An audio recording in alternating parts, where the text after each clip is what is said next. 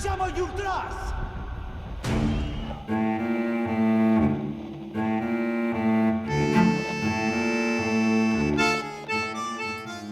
Hello, everybody, and welcome to Matchday Matinee, where we take our love for football and movies and combine the two to talk about the best football movies available today.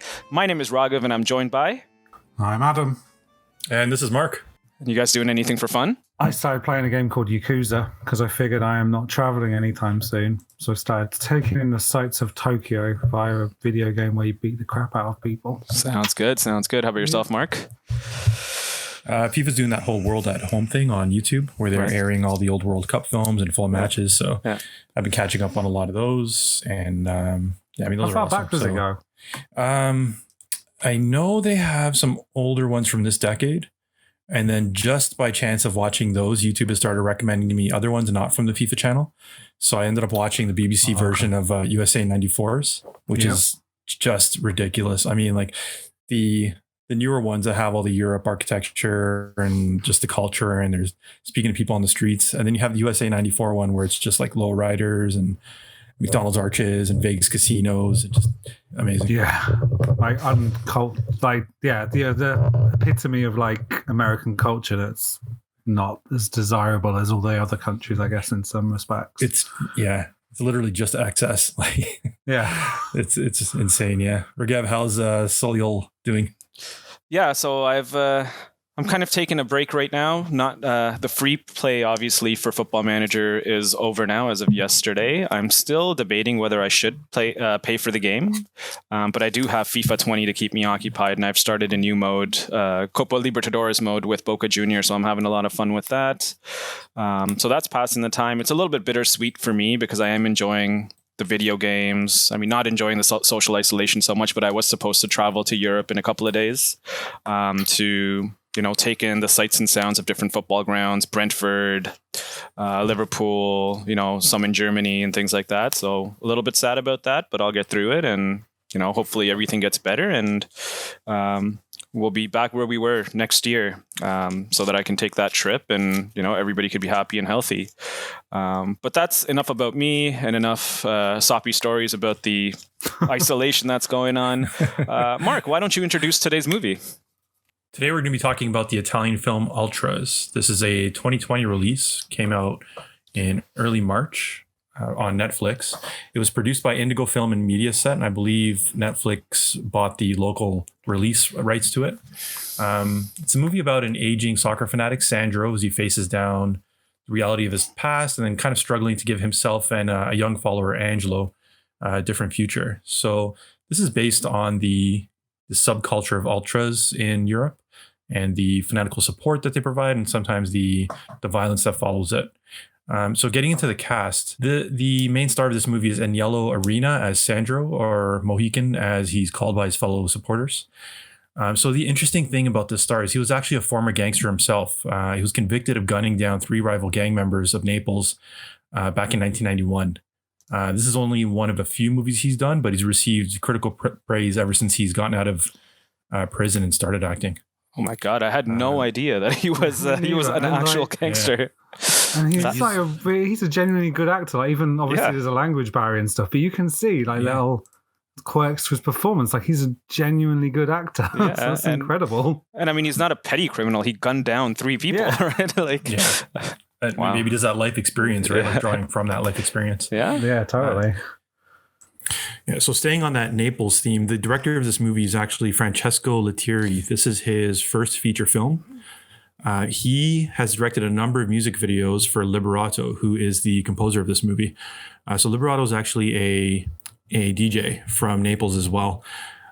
He provides the kind of electronic soundtrack that you hear throughout the whole thing. It kind of powers the Ultras to do this whole thing.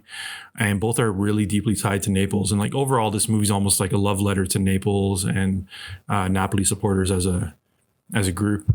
So Liberato's own music videos often feature imagery from the area, including like the Ultra banners, murals of Maradona because of his time with Napoli, obviously. He had a massive influence on the region. But Liberato himself is interesting because he has this kind of like mystique around him, almost like Banksy, where people actually aren't really sure, and people aren't sure who he is. They know obviously he's somebody from Naples, but it's even rumored that Liberato may be Francesco Lettieri, who's the director of this movie. So that's cool. Really, that's an interesting conspiracy theory. That's some great information about the movie, Mark, especially about the piece of Anelio Arena possibly or actually being a gangster that gunned down 3 people. That was mind-blowing to me, as well as Francesco Lettieri being possibly Liberato. So a couple of some conspiracy theories going on here. But Adam, why don't you give us a quick synopsis of the actual movie itself? Sure. So throughout its runtime, we kind of see 2 major narratives come into play. One depicts like the horrors of the ultras themselves, and is the 2 leading forces, kind of like the younger generation and the older generation, who are trying to wrestle for power within the ultra group. And then on the other hand, we see Sandro's tale. He's trying real hard to like live a new life and separate himself from the ultras, but then he also keeps getting drawn back in to the ultras life. And then also we have Angelo, who we think might be his nephew or somehow related to him, who he's trying to pull out of the ultras and not kind of fall down to the same pitfalls as he kind of did. Yeah, and it was really interesting because there are actually, most of the synopsis that you see online just talk about Sandro and Angelo, but there's actually 3 factions competing in this movie. So there's the older guys, the guys who actually created the group, which are Apache, which Sandro is part of. Yeah. There's the kids, the really like teenagers, which Angelo's a part of. They want to be ultras. They want to live that lifestyle. But there's that middle group that are old enough, that are young adults, they're old enough to be ultras, but they don't necessarily agree with what the older guys or the Apache group has to say, or how they actually deal within that ultras culture, where the older guys are all about, we're a family, we got to make decisions together. The sort of young adults group is more, they're basically thirsty for blood. And indicative of life itself, and not only ultras, you see this time and time again when, young adults start disagreeing with their parents, or they start disagreeing with the elders in their family. It's just that, they have a different mindset on how to live life, or in this case, what this ultra group should be all about. So that was very interesting to me for sure. Yeah, it was definitely interesting. I guess this, the old timers as well, you get the sense that a lot of them have all been a long time banned from stadiums and stuff. Like you see the scenes pretty early on where they're all having to go and sign. It's kind of like sign in on parole to say that they're not going to the match. And it's kind of this weird, almost like gatekeeping of their culture that the old timers have. And then you're right, there's that middle group led by that one guy whose name I forget. Pachegno. That's it, yeah. And he kind of wants to lead the charge of the new generation. And really, they are the ones that should be leading it, because he's the one in the stadium who's kind of leading them now. But these old guys can't let go of the fact that the things they kind of went through and the sacrifices they made along the way, that the new generation are kind of wrecking their legacy. And yeah, you're right. It totally plays into. It's almost like a version of when people say, I didn't like when people went to war, and they're like, my grandparents didn't go to war for this. Right. It's kind of that mentality almost. Right. And there's actually a line in the movie where Sandro is standing in front while they're painting the banner, burn the Capitol, that they disagree with, that you shouldn't be painting that banner and you shouldn't actually go to a game that you're banned for because you'll bring a bad light onto the group.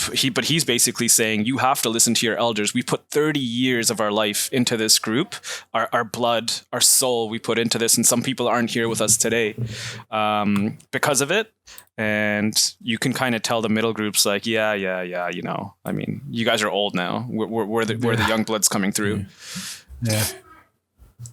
But it's kind of, I think it's maybe a third of the way into the movie where there's that scene after one of the matches and they're coming back on the bus and they're all kind of rallying around Pachegno. And I guess this is probably the first movie we kind of have to give a bit of a spoiler warning. The last 2 movies we did were at least a decade old. I want to say 2 decades in terms of Mike Bassett. Yeah, and this movie's barely a month old. So yeah, heads up, spoiler warning, right? But there's that scene where everyone's kind of rallying around Pachegno, and then Sandro steps up, right? And you can kind of see that he's struggling to keep hold of like what little leadership he has left. And he kind of tells them, like, you guys are nothing without the ultras. Alone, you are nobody. As a single person, you are nothing. Yeah. It's only when you're part of the group that you have value, right? But on that, like, everything that he's claiming, all these values that and kind of ethics that he holds up for this group, Pachegno kind of embodies, right? Yeah. It's just that matter of they're struggling to hold on to what little amount of respect they have within the group and kind of gatekeeping, like you were saying, right? Right. It's one of those things, right, where you see, young adults like us, we might be texting on the phone where our grandparents or our parents might walk. Why don't you just call the person, right? It's one of those dynamics right there.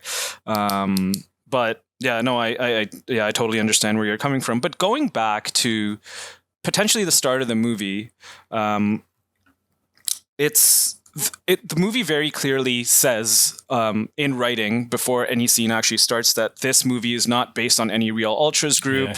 Yeah. The banners that you see in this movie are fake. No actual Napoli Ultras were used in the making of this film. Because just from some of the culture, I know that Ultras groups don't actually like the media attention. They're very anti-media a little bit. And secondly, they say that this is not representing any group, but you can clearly tell they're talking about Napoli and they're talking about the Napoli Ultras. All the banners, some of the chants, I think in the first scene, which is actually one of the old boys getting married, all the Ultras are there. They're lighting their flares and they're singing "Un giorno all'improvviso," which is a terrace song that's sang all over Italy, and even I hear it here at Toronto FC. Mm-hmm. So it was interesting, and like you were saying at the beginning, Mark, that it is a love letter to Naples almost, and you can very clearly tell that they're telling the story of the Napoli Ultras without directly saying that these are the Napoli Ultras. Yeah. But do you think that almost handicapped the movie? Because like the director, the composer of the film, they're all so tightly intertwined with the Ultras of Napoli. They almost didn't want to get into the details of the Ultras, right? Like it's very surface level where they kind of talk about these people's lives day in, day out, but they don't get into any of like the political motivations or any of the kind of nitty gritty, like anything beyond their almost infighting, like anything from the larger movement around Napoli, right? They don't really talk about any of that. Yeah, no, you're definitely right. I mean, from what I see in the movie, they don't talk about if they're aligned anywhere politically, and which I don't know. I'm not the expert. They might not actually be. You hear of other groups that are aligned, either they're right wing or they're left wing.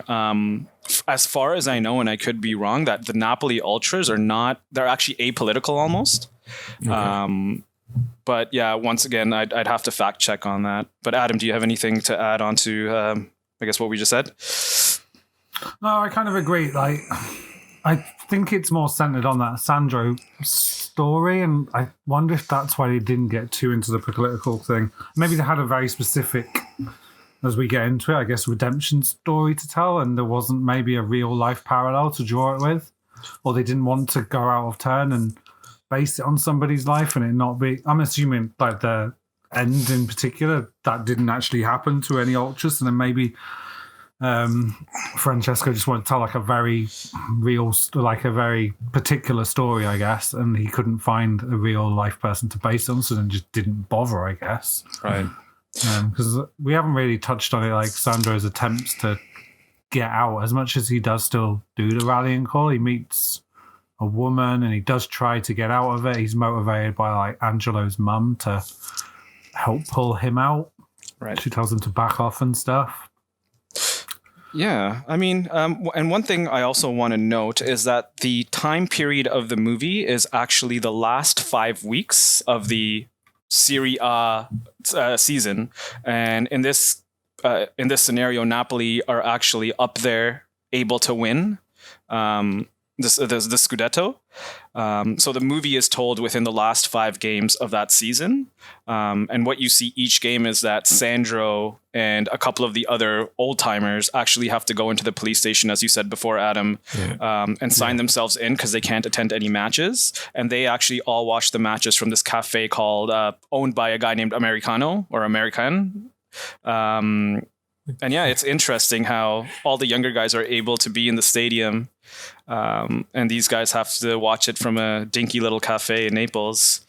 What was the deal with them having to listen to it on the radio instead of the TV? Is that just like a traditionalist thing? I don't know if it's traditional. I think it was just one of those nostalgia kind of feelings, but not sure. I couldn't tell you. I start to wonder if the film was set in a certain time period, but then at one point one of the younger guys is on like Tinder or whatever looking at women. So I was like, oh no, that it didn't look like a brand new like iPhone. It did look like an earlier iPhone, but still to be like that obviously aged it technology wise. So the radio is I wonder if it's just a tradition thing, like they're that old school that they prefer the radio commentary to the TV. Yeah.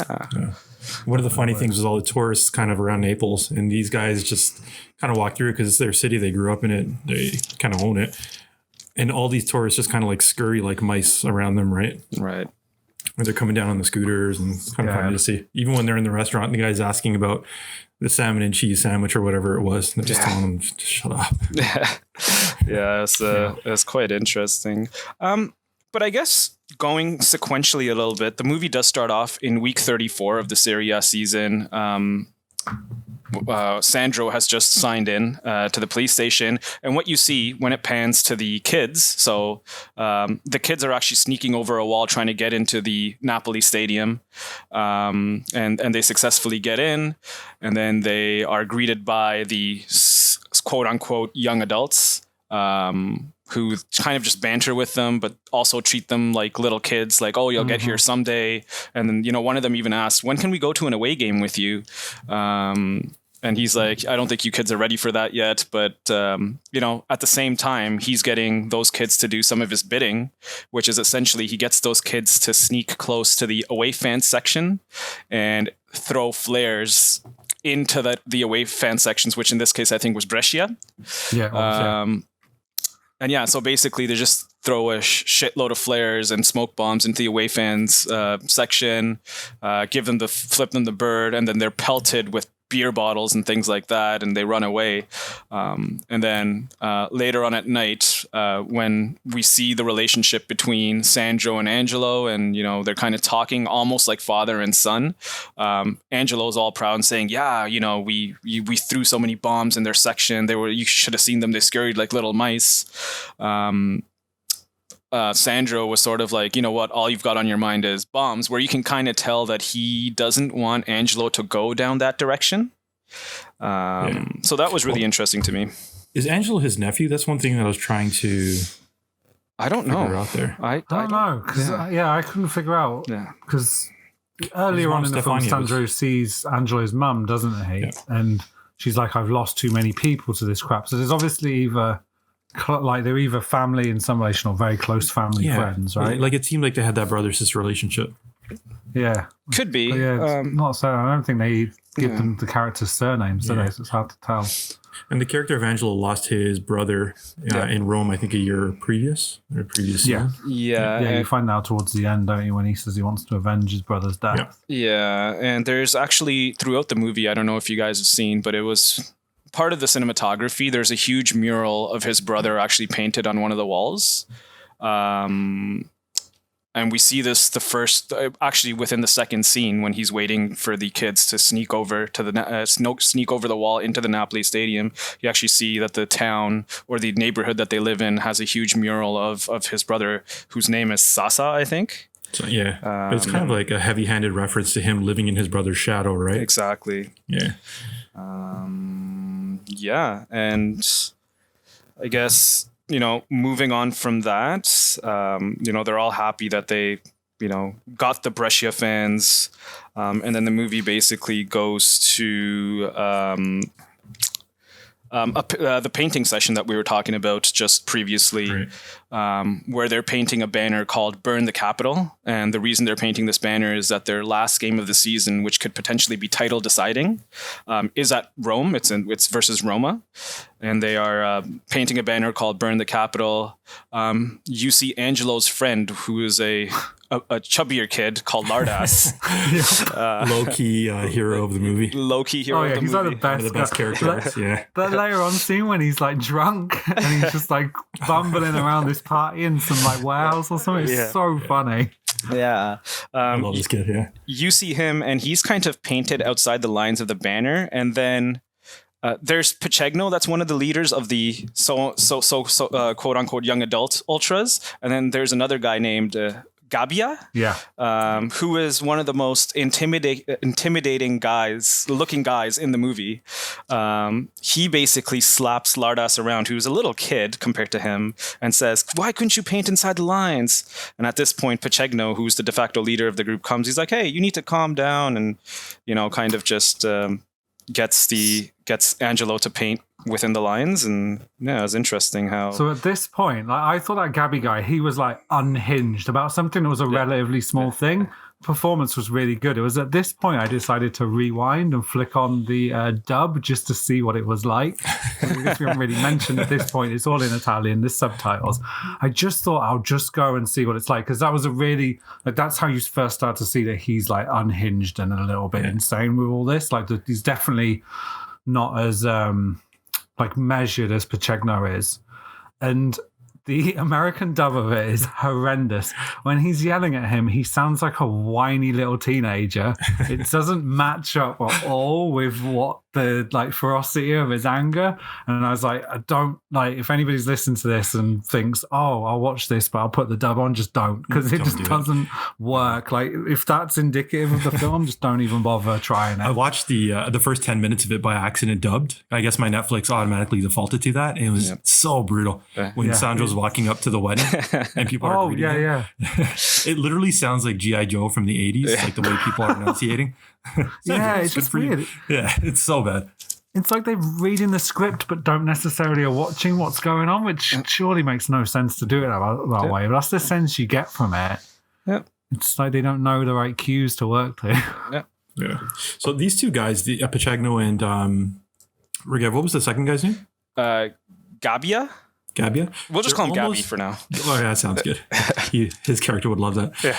They're almost identical, almost in a comedic level. They're almost mirror versions of the older guys. Right. So you have the traditionally handsome guy who's Pachegno, who's the older version of Sandro. And then Sandro also has his buddy named, is it Barabbas? Sandro Barra. They call him Barra. Yeah. Barra, with the shaved head and the kind of the weird mustache. Yeah. And they're almost there's one point where they're kind of looking at each other and it almost looks like a Marvel movie where you have the villains and the superheroes and they're just mirror versions of themselves. Yeah, totally. So I think that was one of the issues with this movie. The cinematography, everything was great, but they use a lot of, like I was saying before, just ham-fisted references or heavy-handed, just kind of do you get it? See, get it? They're older versions of themselves, which and maybe that's due to the language difference, because one thing I'll tell you, and I noticed this at North American matches I go to, so I was speaking about Un giorno all'improvviso, the chant before. I've heard North American versions of that chant that are almost a direct copy, and they don't sound like football chants, right? Because the translation doesn't translate over that well. I think it might just be maybe lost in translation. But I don't know. I do think that some of the dialogue was a little bit too far-fetched almost. And then some of these scenes especially were either far-fetched or, to be completely honest, useless. Yeah. Actually, talking about that song, we kind of skipped over it, but the credit sequence for this movie was really good, where they're using that song, but they're cutting it over clips of Maradona playing for Napoli. And then it slowly kind of moves into supporters and the violence. So you have this really upbeat, Italian disco song from the 80s, kind of like the Italian version of Hall & Oates, and they're juxtaposing it over just people getting beaten senseless, right? Kind of like an abrupt introduction to the world of ultras. I guess that's kind of setting you up, right? It's this isn't actually a football film. It's a football culture film, I guess, Yeah, so I'd liken it, I guess, in the same group as Green Street Hooligans or Football Factory, which is not really about the football. It's more about the culture. It's more about the violence around football. So I would put it in the same category. I think cinematically, this is much, much better than either of those films. I just think that some of the plot points and some of the things that they get into in Ultras are lacking a little bit from a story perspective. Yeah. The director himself, this is his feature debut, so it does have those just beautifully shot scenes, but the writing is lacking. Yeah, I think which is kind of always a thing, right? If you look at even American music directors, right, who end up doing movies, they always end up being visually incredible and lacking like everywhere else direction dialogue. I wonder if this is kind of falls into that. Yeah. But yeah, these are the one thing. I haven't watched Green Street for a long time, but Football Factory, there's not a whole lot of, from what I remember, it's like stakes in the movie, whereas in this, there feels like there is. Especially as we get to, I guess that would be the one difference. Like towards the end, you definitely feel that threat that everybody's lives are potentially at stake. Whereas in like Football Factory, it's just like jolly boys out in all having a laugh. Didn't Green Street have the exact same premise, just reversed? Like the rivals in that movie were trying to avenge their brother. Yeah. I don't really remember Green Street. Yeah, because Green Street, the Millwall faction, had a brother killed by a West Ham leader who is now retired and an office man. Yeah. But his brother-in-law from America comes over, so he gets his younger brother to show him the ropes. It's we'll talk about that in some other podcast. We'll definitely do that movie as well. Yeah. But case in point, I mean, they were painting the banner. So just going back to our conversation, they were painting the banner. At this point, Sandro and the older guys come, and I mentioned this before. They yelled at them that, why would you paint a banner called Burn the Capitol? At this point, he takes Angelo on her motorcycle, and they go to this really nice looking basilica. I don't even know what this place was, but it looked like Michelangelo had painted it in Naples. And he unfurls a banner and tells a story around it that basically that when he was younger in his 20s, Sandro, when he was in his 20s, him and the Apache, which is the ultra group that we're talking about, painted this banner and took it to Atalanta. And they got into a huge fight, and he got stabbed, and he shows him his stab wound. He shows Angelo his stab wound, and then goes on to say that about a year later, because they respected us so much, they actually called us out to a party. And so we partied all night. We were having fun. But then he says that we saw the same guy that stabbed me, and, mayhem ensued. And, he was like, yeah, we just threw them all around, and we did them. What he says, and this is subtitles only, and I don't know if he actually said this, I gave him the Glasgow kiss and I knocked him out. Oh, yeah. So that was a weird thing with the subtitles. I'm not sure if Glasgow kiss is something that would actually translate into Italian. Yeah. But the important thing in this scene is the actual banner. Don't remember what it says, but the banner itself... Wild Spirit. It's the Wild Spirit, exactly. Yeah. But the banner itself comes into play later in the movie and becomes a very crucial plot point almost in the movie.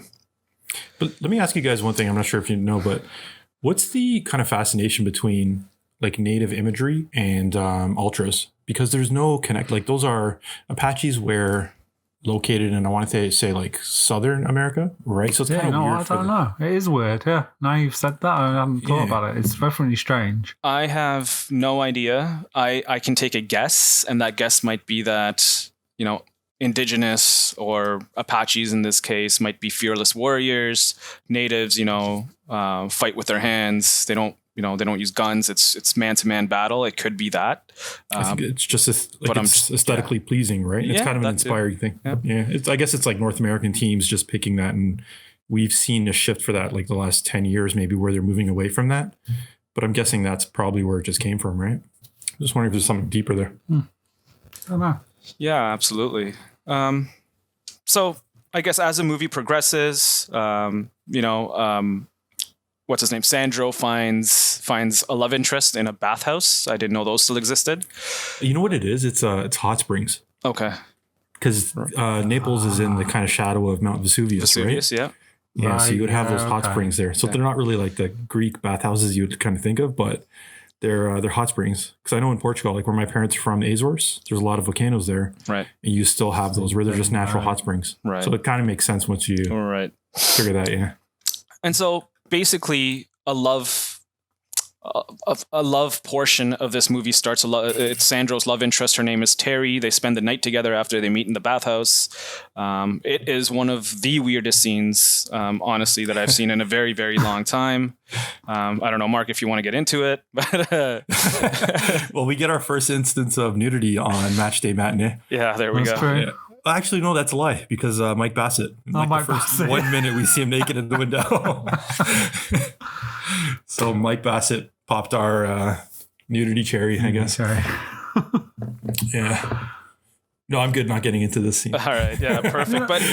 But what basically the other side of it is though is the scene. They clearly have like a chemistry, and like we were talking about his performance as Sandro earlier. It's not just him playing like a hard man. There's like genuine like nuance here, and that's in those opening scenes. Like he's like warm towards her when they're looking at each other in that bathhouse, and then after that scene, there's a genuine like believable chemistry between them that kind of builds up over the film. And I think that adds to his performance. Like it's not just one note football hooligan like some of the other people are. And when you consider his background, and he obviously has no like classical training as an actor, it's just incredible that he can find that. Yeah, so he's pulling from his own his experience. Yeah. And I actually think that's one of the themes that is the key differentiator between the older guys and the young adults, where it seems like the young adults only care about ultras being violent, going and messing up other cities, where the old timers have a little bit more depth to them. They care about love. You see them in a scene where they're basically just hanging out on a beachfront or an island or whatever it is, and just singing love songs, not even talking or thinking about football. And I think just as people, maybe they've grown, and the ultra fandom is not the only thing that dominates their life, whereas the young adults, that's all that's going for them really, and the kids want to echo what's happening with the young adults. They want to be part of that group, not necessarily the older group. And I guess you see that with Angelo later on. He's getting it on with his lady friend, and his friends start calling from him downstairs, and he's more interested. He's like, wait, I need to see what they want. It's my friends. And she's like, screw you then, we're not doing this. If you're going to go play with your little friends. So yeah, he kind of, Angelo letting that everything enrapture him and not caring about the rest of life, like putting women to one side because his friends want him for whatever it was. Right. And that's one of the things I actually found super, super weird in the movie. Angelo was shown as a little kid. At least to me, I think he's like a 14, 15-year-old guy, maybe 16 max. And they show quite a bit of him doing it, and the girl that's with him shows a little bit of nudity, I guess. And I felt a little bit uncomfortable watching that because, he's clearly not a young adult. And what is young adult in this context, right? In their 20s. Yeah. So how young is he actually? I think it's more like a European thing, right? Like North America, we can show any kind of violence, but as soon as you show any kind of nudity, then all of a sudden the movie jumps to a totally different rating, right? Whereas Europe is a little bit more lax. Right. Yeah, that's true. Yeah.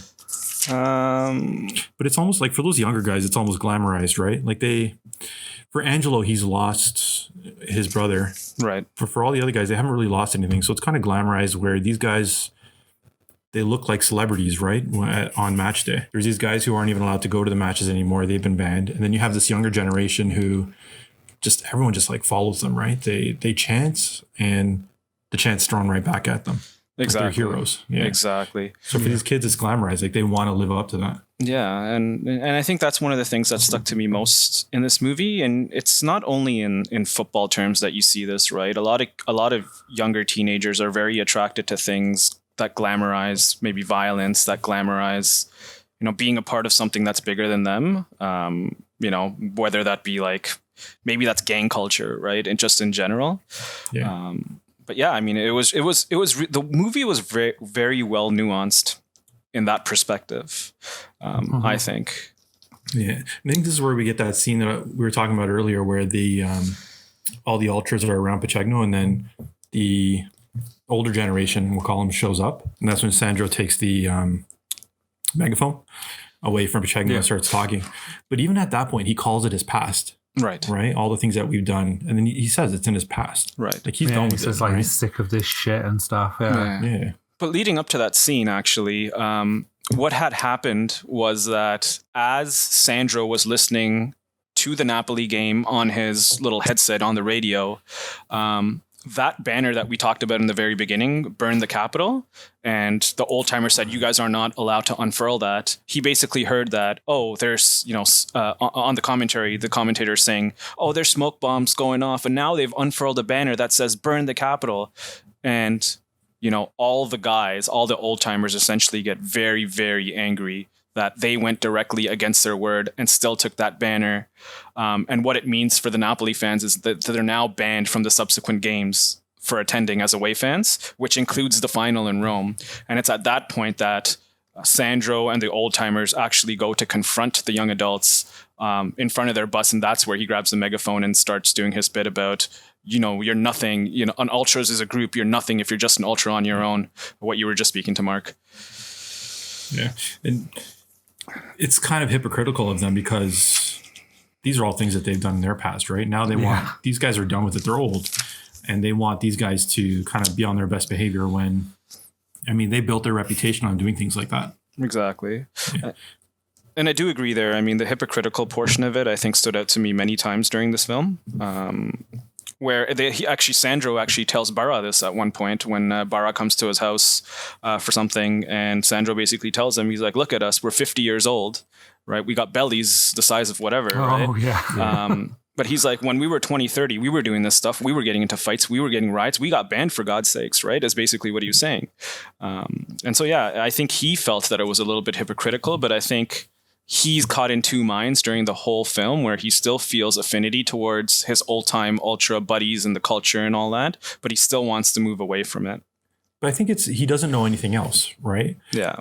There's a part of him that wants to build this whole new life with Terry. So he even takes her out to dinner. Right. And a couple of guys come up to him and want to take pictures with him like he's a celebrity. Yep.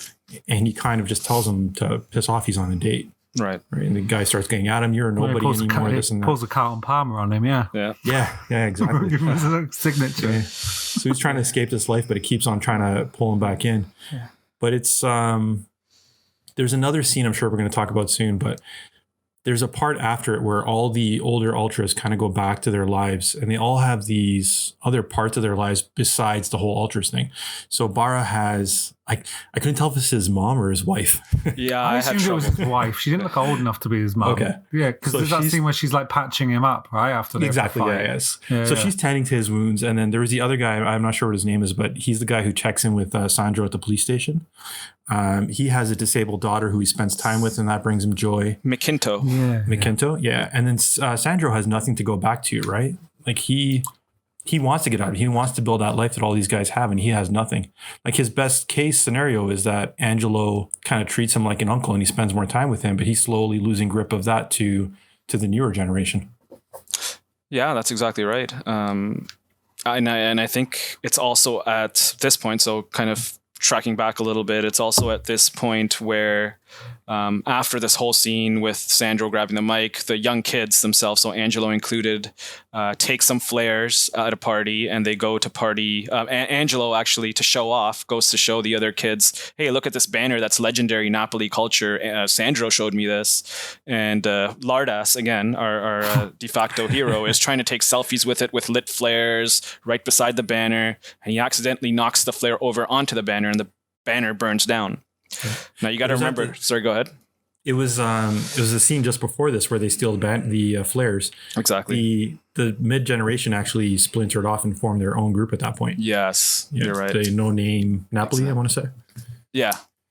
Yeah. So they basically became the Napoli Ultras, where maybe we got to get some naming conventions going. So the older guys, let's call them Apache. The mid-tier guys, let's call them Napoli Ultras, and the kids we'll just call kids. Sure.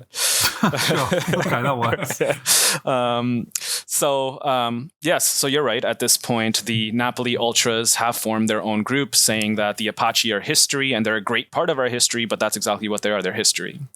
Yeah. And this is where Lardas says that he wants to go with them to Rome, and he just gets slapped around again by Gabby. That's it. Yeah. And so exactly after this scene that Angelo and the kids go, and Lardas is taking selfies with the banner with flares lit, and he burns the banner by accident. But that's to that point right there where they glamorize it, right? They glamorize it. They glamorize the lifestyle, right? With flares and a banner. And you got to remember, this banner that Sandro showed Angelo is a legendary banner in Napoli Ultra history. So Angelo is stressed at this point. Is that a real thing, that a banner would be held in that much reverence? I don't really know. Like, 100%. Obviously, teams I support have banners, but like, I've never known if that was an actual thing. Yep. So a banner, maybe even actually, especially now in the social media age, if there's a banner that, an ultras group unfurled and it's gotten love from all across the world, and, it was unfurled at some place and it has some kind of context that's important to the club, I think it will be revered forever. More importantly, though, in the ultras culture, there's such thing as stealing the other team's stuff. Yeah. So whether that's banners, that's scarves, it's basically a game of cat and mouse. Everybody tries to steal each other's shit, and they show it off like souvenirs. Basically, that's what they call it. They call it souvenirs, and that's a point of praise for the ultras within themselves. But at this point, the banner's been burned. Angelo's stressing. And the next day, they've made a decision that I'm going to tell Sandro, but he can't find Sandro anywhere because Sandro's clearly... Why couldn't they find Sandro? I don't remember. Was this where he's off enjoying like the countryside? Yeah. Yes, exactly. Yeah. Yeah, he buys those ferry tickets, doesn't he? And yes. Ischia, something like that. Very beautiful area, by the way. And they go off on the boat, and then they go to that like abandoned house and stuff. She gets stung by a jellyfish. Yes, and they're telling each other stories of like what they would rather be. Like he says he wants to be an astronaut and stuff. Yeah. Because then Angelo's mum comes to find Sandro when he gets back to find out if he knows if Angelo went to Rome, right? Yes, but just before, when Sandro's trying to tell, when Angelo's trying to tell Sandro that we burned your banner, he doesn't get a chance to, and at this point, the older guys find out that the banner's been burned, because they find out, and immediately they think, you know what, it's those new ultras, it's the young adult ultras that have done it. And so this is the point where Bara actually goes to Sandro's house to say, let's go mess them up. Let's counterattack. Let's do it. And this is where Sandro says, hey man, we're 50 years old. We used to do all this stuff. Right. But what happens is that while the old timers or the Apache are on their way to essentially kick the shit out of the new Napoli ultras, Sandro finally does relent and he does join them. And they get to the place where the new Napoli ultras are hanging out, and they just absolutely destroy them. Beat the crap out of them, Destroy them. At this point, Angelo and the kids find out that, you know what, they probably think that the young Napoli ultras did it, so they quickly rush to the same place. And once they get there and they see Sandro and crew just laying it on the new Napoli ultras, and at this point, Pachengo, the leader of the ultras, gets annihilated. Like, he's getting beaten the crap out of. Angelo yells out, he's like, Sandro! And as soon as Sandro looks at him, he knows that, okay, it wasn't the young ultras that did it. It was this shitty little kid and his friends that burned the banner. So that was really interesting. But these guys were looking for any excuse to kind of beat the shit out of these guys anyways, right? Yeah, it would have happened for something else at some point. Yeah, you just want to put them in their place, right? And show them that they're the toughest guys. Yeah. Even Sandro's like seeing red at one point, because it was right before this where he bumps into Terry with, he doesn't bump into her, he stalks her for a bit. Stalks Terry with her kind of D-bag gym boyfriend. The one that's talking about like organic chicken or some bullshit. That's what I mean too. Like the guy's literally wearing a shirt that says Alpha. Like, Yeah, it was crazy. So that scene was crazy. And there's actually another scene between with Sandro and Terry where they're sitting and they're having a nice romantic dinner, and this bigger guy comes up to them basically to say, hey, can I have a photo with you? Because he recognized him, and he's apparently an ultras legend in the city of Napoli. Can I get a picture? And Sandro's like, no, man, like, we're eating. I don't want a picture right now with my girlfriend. And then, the guy keeps insisting. And the guy keeps insisting, and then something snaps in Sandro, and he gets up and he's like, you know what, man, you want to do this? I'll crack your skull. And Terry at this point is like, who the hell is this guy that I'm dating, right? And she kind of walks away. But a common theme in the movie also is that every time she's angry at him, he finds a way to make it up to her. Yeah. Which that's so charming. I guess. Yeah, that's what it is, right? Like, even before they take that trip, the way he gets in is by pretending that she smashed the door on his foot.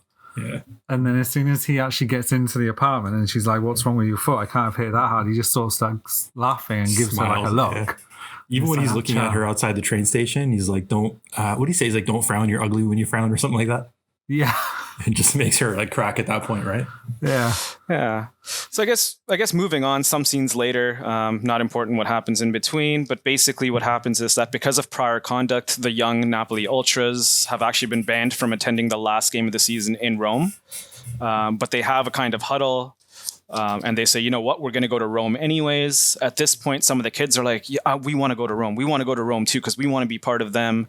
And they go and they kind of beg and plead to be taken to Rome. And at this point, Angelo basically tells Gabby, you know, I want to go to Rome because I want to avenge my brother. And Gabby's like, do you know what, you know, Rome's not going to be a field trip. You're going to have to stab people. You're going to have to, you know, really, really hurt people. And Angelo and kids are like, yeah, we're ready. This is after the scene where the Apaches go in and beat up the no-name Napolis, right? This is after that. So you'll notice that Pachengo is no longer there. He's in hospital, actually. Yeah, I wish we got to see more of him because I liked his story arc, right? But it's cut short, and then we don't really hear from him for the rest of the movie. No. But there's a scene in between these two where Gabby's in the gym just kicking a ball around. Oh, yeah, like smashing it against the wall. Yeah, just raging out. Yeah, that's after they got beaten up. Yeah, just unintentional comedy. Yeah. He just seems like that guy, just like a hothead, right? Just looks like an ass doing that. Yeah. And he played it very well, actually, in the movie, I'll say. Yeah. But yeah, I mean, long behold, at this point, Angelo's gone out. He's actually partying, doing ecstasy and having things done to him by his girlfriend. At which point they wake up in the morning on a beach and they're ready to go to Rome with the Ultras. And they actually go in the back of two trucks. Two transport trucks, because there's actually checkpoints checking if fans are traveling from Naples to Rome. So they want to be well hidden and try to sneak into Rome. So that's just some of the things that they do. And basically what happens, they get to Rome. You know, standard, they get into clashes with police. They start fighting with the Roma fans. It's just mayhem, smoke bombs, flares everywhere. And I think at some point before this, Angelo's mom actually goes to Sandro to say, hey, I haven't seen my son in 2 days. Do you think he went to Rome? And Sandro's like, I don't know if he went to Rome, but deep down he knows that he went to Rome. So instead of checking in that day into the police station, Sandro gets on his bike and goes to Rome. Yeah. And he says, I don't know. Does the right thing, right? He's only going because of Angelo. He wants nothing to do with why everyone else is there. Right. So yeah. So it's kind of he's like at a crossroads, isn't he? Does he stay, go and sign on for the day and then hang out with his girlfriend, or does he go save Angelo, who he's kind of helped get into this world? That whole plot device where they have to sign into the jail. Sorry, not the jail, the police station, and then they'll show the round of the championship that they're on. Yeah. Yep. And it pops up at the subtitle. I thought that was really cool. It kept the movie kind of moving at a nice pace, right? Where every time it kind of started to lag, that would pop up, and you know it was time for like a new kind of plot device to move them forward, right? So I enjoyed that. Yeah. Good touch. Absolutely. Building closer to that is like a reminder of building closer to that last day against Roma, right? Building anticipation, right? Yeah. Yeah. There was that cool scene where they're on the rooftop too, where they're talking about, and it's just beautifully shot. Like I'm sure they used 1 million drones to film this, but they're on the rooftop and they're talking about what happens if Napoli wins the championship. I think he says like the whole city will explode. And at that point, there's fireworks going off around the city, like just gorgeous. Yeah, fireworks going off around the city just to celebrate that they may win it in the next game. Right? Not that they have won it, that they might win it in the next game. So it's just basically a party, and that city seemed like it was very excited. And yeah, that's what the kids are saying. But I guess back to where we were, Sandro's on his way to Rome. The young ultras plus the kids now are fighting. At some point, I guess, Lardass and Angelo realize, hey man, I don't know what we've gotten ourselves into. Let's just kind of boogie from here. Let's go. Right. So they climb a fence and they go over to the other side. At this point, Sandro has also arrived. And he kind of catches from the corner of his eye that they've jumped the fence. So he jumps the fence after them.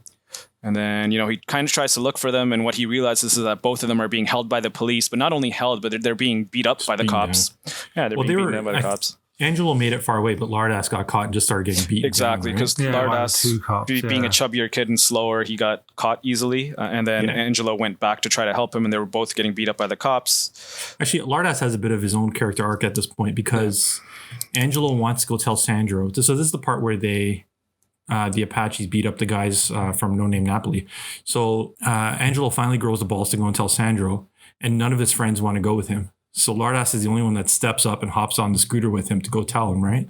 So he's gone from like this cowardly kid who's only in it for the Instagram, right? I think that's why you kind of see Angelo wanting to help Lardass when he's getting beaten up by the cops, kind of. Yeah, he won't abandon him because he's stuck up for him, Yeah, exactly. These scenes are super brutal.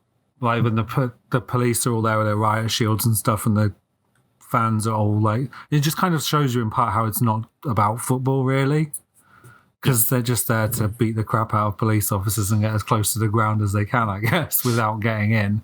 Yeah. So you mentioning that we actually don't have any football scenes in this entire movie aside from the real life clips at the beginning of Maradona doing the keep ups. So I think for this movie we can't do footy flicks. I'm going to put it to you guys if you guys want to do hooligan highlights. Yeah, we'll do hooligan highlights. We can do hooligan highlights, but I guess just to end off, essentially where the movie ends is that at this point, Sandro has seen that Angelo and Lardass are getting beaten down by the cops, so he takes matters into his own hands. He kind of fights off the cops, hurts them a little bit, and all three of them try to run away, and then all you hear is a gunshot and it goes black. Yeah. And the next, sorry, go ahead. So these scenes here before that, it shows the ultras kind of stomping around the town. Yeah. And I'm like, were they even intending to get into the stadium, or was it just kind of to cause as much mayhem as they could? It was just to cause mayhem. It doesn't seem like they were, right? No, there's not. So, and that's a common thing sometimes that you see in the very, very hard ultras culture. And self-admittedly, they'll say that it's really not about the football.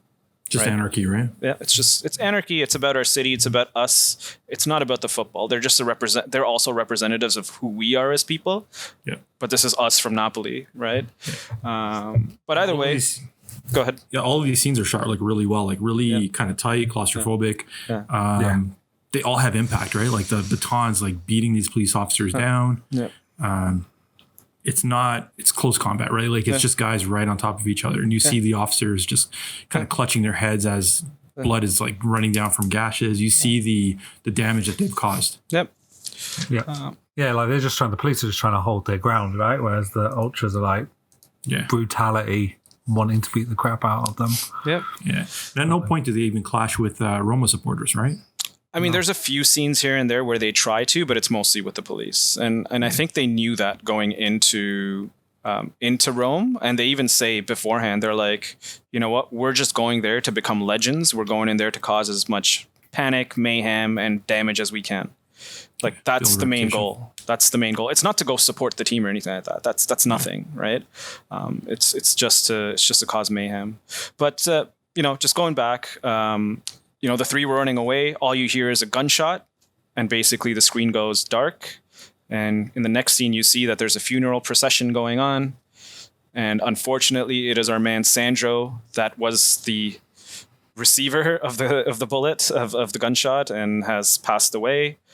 And despite all the problems between the new ultras and the old timers, they're all there together in the town, in the church, and they start off again by chanting.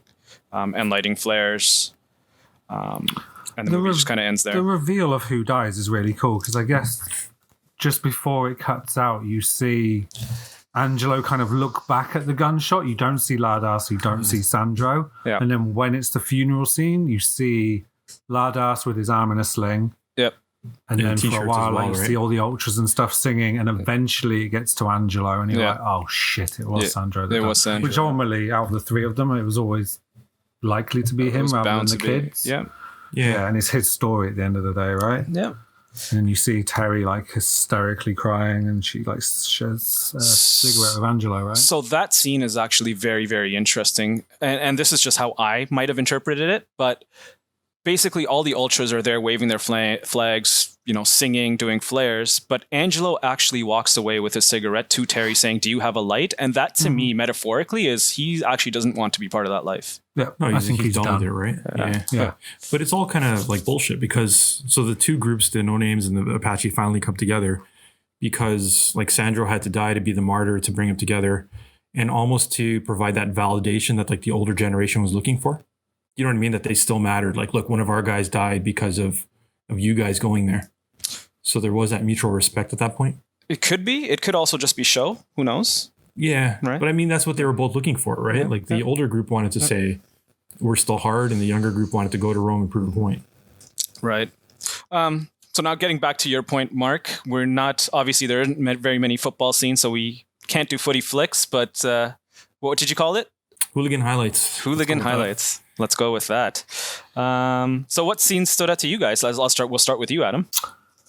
For me, I think if I was to pick one, the actual highlight would be Sandro kicking the crap out. He just seems to like Hulk his way through everything. So it's kind of like almost like he's this legend, right? And that's the reason he's the leader.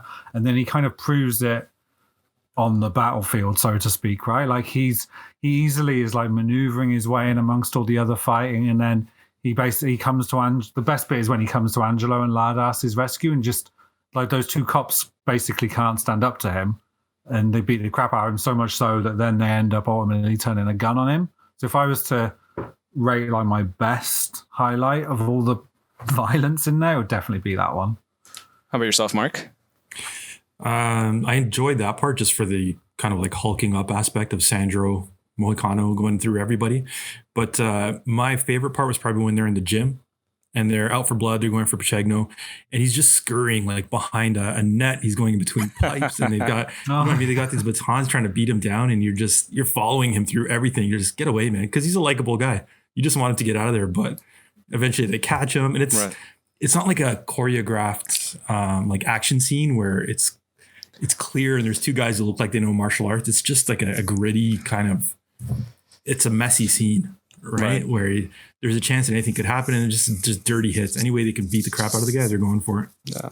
And what I actually noticed about that scene is that Gabby still wouldn't go down. Even at the end as they're retreating, Gabby's still going up to their faces and, so he's actually a tank. Insane. Yeah, it's just pure testosterone, yeah. There's that cool scene with him as well with he gives the speech after he becomes like the kind of de facto leader of the No Names, but he's doing the speech of or the chant, and he's got it tattooed on the back of his head. Yes, he does. Yeah, that was cool. Yeah, that was really cool, and really just brought out the I don't know, the insaneness. Yeah, the commitment, the insaneness.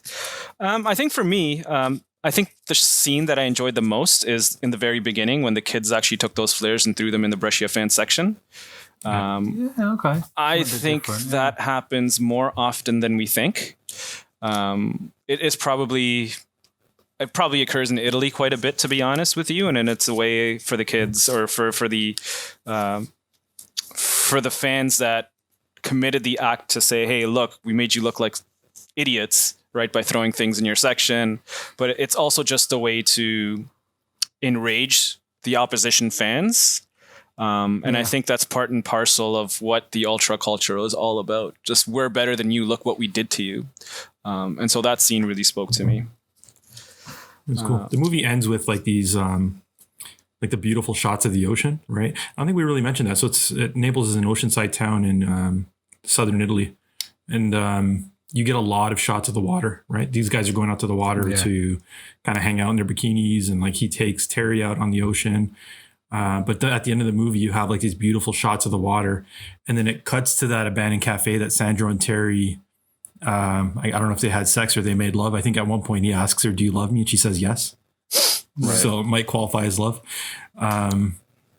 But it's another kind of like ham-fisted reference where it's kind of like finding beauty among this like broken mess. Do you know what I mean? Yeah. Cafe was just like cobwebs and everything torn apart, right? How do you think, and this is a question actually that's been on my mind since I watched the movie, is how do you think that they interplayed the lovey-dovey scenes with the hardcore, ultra hardcore hooliganism of the movie? It was good because, I mean, on both sides of it, whether it's the violence that they're committing or the affection that they're showing. Like, so Sandro has those scenes with Terry, and then the other guys have those scenes we mentioned before with their family. But in both of those instances, it's passion, right? These guys are showing passion, whether it be in women or whether it be in football. It's a love for both of these things. Nice. How about you, Adam? Yeah, it kind of plays on that. And I think it's sort of, I keep going over it. It's all Sandro's performance, the guy that plays him. I think then that's how it can be so believable that he and others would be part of this ultra group, but then also have love in other ways. And like we talked about, there's like tender scenes elsewhere, like when Barbara's getting his wounds fixed and like his wife's there, she's like this dumpier woman, like attending to him, and then you can just see there's sort of like it's not like a sexual love like what we see with Sandra and Terry. It's just like this, like, yeah, I'm gonna patch you up again like I have for the past 40 years kind of thing or whatever. I think that's how they're showing that human side of everybody, is how they're able to get away with showing both sides. And as much as they glamorize the violence at points, they show that all these people are still, or they at least show some of the players are still human. And I think that's how they can get away with showing both sides and it feeling natural. Yeah. And I definitely agree to some extent. I mean, I agree that it's definitely needed. I think it plays very well together. I think that at times there was a little bit too much time spent on that whole, I made her angry and now I got to go apologize to her. And then it happens again. And then it happens again. And then it happens again. Like, I think there might have been too much time spent on that aspect at times where it felt a little bit dragged on. But that's just me personally. I think it made the characters a little bit more than just two-dimensional hooligans, right? No, I agree. Yeah, like even Angelo, you got his whole character arc. I guess one of the saddest things about Angelo is that he lost his... Did his father leave or he lost his father? They don't say. They don't say. No, right? yeah, the mum says that she lost the brother, I guess, and then she does say something about him going, but it's not in the same sentence, so I don't think it's implied that he was in that too. There's just one time... There's just at one time where Angelo's, he clearly doesn't have a very good relationship with his mother, where he says, I wish I had a fucking father. That's what my problem is. But that's the thing, right? Like he lost his brother a year earlier. He has no father figure. Like his mom's bringing home these different guys every night. Yeah. And the one guy he could kind of look up to was Sandro. And then now he's lost him too, right? So the kind of the selfish actions of Bara trying to bring Sandro into the fold every single time. Yeah. He died. He's been sacrificed, and now this kid Angelo has nobody left. So, and that's exactly who. So these kind of situations, family dynamics and situations, are exactly the type of people that are attracted to this kind of ultra or gang mentality, because they find a family for better or for worse, right? But anyways, that was a good review of the movie, I think. Plenty of themes to hit on, very deep characters. If we had to rate this movie out of 5 stars, starting with you, Mark, what would you rate this? I enjoyed it. I don't like poking around, seeing some reviews. It seemed like people didn't like it. But it's kind of like a slice of life indie film. Right. Like it's just kind of like a day or two. Well, more than that, it's a few weeks, but just like a chunk of somebody's life beginning to end without the whole resolution. So looking at it from that, I really liked it. I'd say maybe a 3.5, which is kind of high. Okay. Yourself, Adam? I expected to hate it more than I did, but I was pleasantly surprised. I don't think I'd go quite as high as Mark. It's somewhere, like if I was going out of 5 and using halves, it's somewhere between a 2.5 and a 3 for me. I'd say a 3. I think it definitely... There's enough about it. I'd say a 3. How about you? Yeah, so I'm in very much the same boat as you, Adam. I'm thinking between a 2.5 and a 3. But then I'm thinking, if I give this a 3, the really, really good movies, or, even some mediocre movies, how high do I have to rank them right after? Yeah, I get what you're saying. Well, Adam rated The Damned United a perfect 5, right? I did, yeah. Well, that is almost a perfect 5, though, in my opinion, as well. That's but I mean, going back to this movie, I think I would err on the side of 2.5 out of 5. I don't think this is a movie I'll watch again for a very, very long time. No, I doubt I will. Where Mike Bassett, if you tell me to watch that movie tomorrow, I'm going to watch it tomorrow. Yeah, totally. Right? See, I really like the soundtrack in this movie and the cinematography, so I can see myself putting on certain scenes. Just download the MP3, man. Well, like before I watched the movie, I'm kidding. I was looking into it, and I was playing the soundtrack all weekend, right? Before I even watched the movie. Right. So yeah, cool guys. So that was really good. I think naturally, as this goes, we got to move on to the trivia round. So it's going to be Adam versus Mark this time, and I get to be the quiz master. And so the questions are a little bit different this time. Obviously, this movie is about football in a very indirect way, but it's not exactly about football. So my questions are going to be more around fan culture and maybe just, well, sort of around fan culture, but more around, the games themselves, the bigger games themselves, without actually getting into the football bit of it. Adam, you're in the lead right now, right? Adam's in the lead. Yeah. 2-1-1, I think we are. 2-1-1, yeah. So I'll get into it, and I'm going to ask Mark the question first, then I'll ask Adam the question second, and we'll basically start scoring from there. So, First question. In a match between Galatasaray and Fenerbahce about a decade ago, who stuck a flag in the middle of the pitch, pissing off the Fenerbahce fans? Was it Hakan Şükür? Was it Frank Rijkaard? Or was it Graham Souness? Mark, you're first. This is a guess for me. I'm going to say Graham Souness. Okay, and Adam? Yep, I remember this well. I guess it was a little bit longer ago than a decade ago, but yeah, it was Graham Souness. You guys are both correct. So one each. I was hoping to pass Adam. Okay. This one might also be easy for you guys, but what is widely considered to be the only ultras group in England? Is it the fans of Nottingham Forest? Is it the fans of Crystal Palace? Or is it the fans of Newcastle United? Mark, you're first. Why don't we let Adam go first on this one? And I'll piggyback off his answer. Wait, no. What were the options? Is that allowed? Nottingham Forest, Crystal Palace, or Newcastle United? I'm going to say Newcastle United. Okay. And Adam? Yeah, I'm going to say Newcastle as well, I'm afraid. You are both incorrect. It is Crystal Palace, known as the Crystal Palace Ultras. They show their passion in a very Italian style. Their chants, the style of chanting that they have, is very similar, and they're widely regarded to be the largest or the only ultras group that actually exists in England. So you guys are both tied at one. Adam, I'm disappointed in you. I've never been to Crystal Palace. I'll put that out there. I thought you would know this, Adam, to be And I just thought Newcastle fans are quite passionate and a bit crazy because they're stuck up there, so that's why I went with them. I'll be honest. It's an industry town as well, right? Yeah. And Crystal Palace is in Crystal Palace is in South London. So maybe it's just more diverse. Maybe that's why. I don't know. But or something to stand out, right? Like territorially in London, maybe. Exactly. So last question, and we'll start with Mark. What is commonly known, or what derby is known as the Derby della Lanterna? Is it Sampdoria Genoa? Is it Basel versus Young Boys Bern?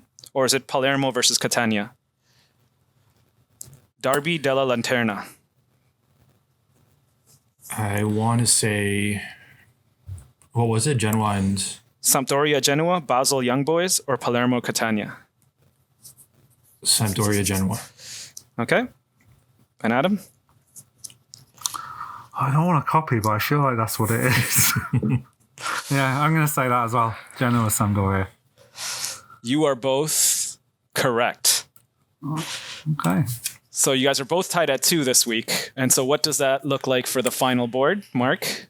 You realize that's bad news for you, right? Yeah. Points this week. I've got to get all 3s next week. So right now, Adam is in the lead at 4 points. I'm just behind him at 3, and Regev, you have 1 point. Oh, man. It's all to play for still. All to play for still. There's a long way to go. So next week, Adam is the quiz master, so we'll both have a chance to hopefully overtake him. Cool. So now the infamous moment of the podcast, the match day matinee table. where are we placing this movie? So we've got currently Damned United in first, and we got Mike Bassett in second. Mark, we'll start with you. I probably like this movie the most out of our group, but I'm still going to place it behind Mike Bassett. Damn United it's up there. It's not going to be past Mike Bassett. I had way too many laugh out loud moments to place it ahead of this, and I'm still really high on this movie. I really enjoyed it, but it's a definite third for me. Adam? I'm totally the same. Like, I went in, I thought it was going to be rock bottom. I was like, there's no chance this has any chance of being, and I would have thought it's going to be like bottom come when we're like 20 films in. It might not necessarily be that low, but it's definitely lower than the Damn United and Mike Bassett easily. Yeah, I mean, I can't really have, I'm not any different than either of you. I did like this more than I thought I would, because I did read some of the reviews and they were actually shocking. And I thought this is going to be the worst movie I'm going to see all year probably. And it wasn't like that. I actually enjoyed it. And to prepare for the show, I watched it twice and I still feel the same way. But yes, it's third behind Mike Bassett. And like Mark said, Mike Bassett was just too funny and Damned United was just too deep and a real story. So I enjoyed it for that reason. But yeah, definite third. Could maybe challenge, I think, come end of the season for mid-table. I think there are still some hopefully good movies that we're going to watch through the coming weeks. I don't know, maybe. Yeah, one day the arguments will come where we don't agree. Yeah. I guess it's been just by sheer luck, I guess, the way things are balanced out. But at some point, I think we'll disagree on some for sure. Yeah, absolutely. So with that, we've actually come to the end of our show. Is there anything else anybody had to say? Any thoughts, comments? If you're deciding between stream it or skip it, I'd definitely say stream it. Yeah, I'd say stream it. Yep. I'd say stream it. At least once. Something different, yeah. Make sure you join us next time where we're going to review Pele, Birth of a Legend. It's a brilliant movie chronicling the life or part of the life of Pele, the Brazilian striker, as he goes through numerous World Cups. Yeah, I'm pretty sure I've watched it, but I can't seem to recall how he scored all 6,000 of his goals. So excited to see if they show that. Yeah, I've never seen it, but I have read his book, and I actually remember the back of the book chronicles all 6,000 of his goals as he tries to legitimize how many he scored. So it'll be interesting to see. Against kids' teams and stuff, yeah. Yeah. So like I said, with that, we've come to the end of our show. Adam, where can people find you? You can find me at Flameboy84 on Twitter and Joypad Goalposts on Instagram. And Mark? Get me on Twitter at Mark83 and on Instagram at 83football spelled out. And for myself, you can find me at twitter.com/RaghavSandhu. And with that, from the terraces to the theater, we're Match Day Matinee. See you next time.